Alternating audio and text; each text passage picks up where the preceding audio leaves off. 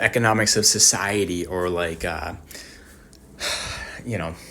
it's psychology, man. People aren't going to do things if their own self-interest isn't involved, they will not do it. So that's why you see when the good of the community is prioritized over everything, and there's no self-interest in the picture at all, everything just falls apart. People just get depressed and do nothing because no one's incentivized to do anything. Like, human behavior can be predicted. Like, we understand how people act for the most part.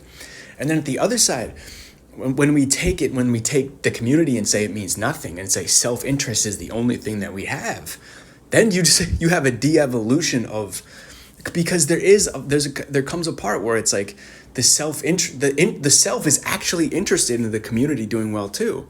Because if you don't have a community, then you're not going to be doing well.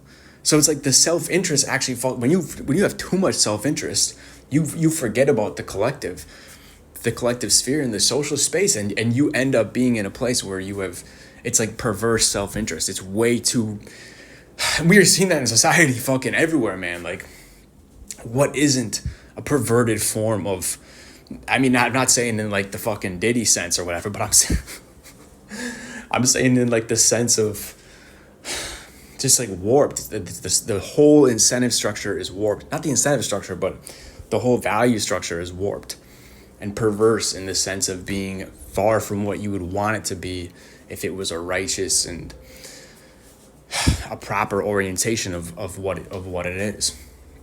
So it's like that has to be balanced out.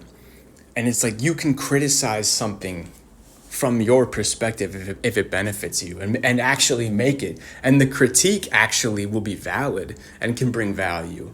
But at the same time, like, understand that when people make critiques, it's kind of for their own self-interest. Like, I can sit here and talk about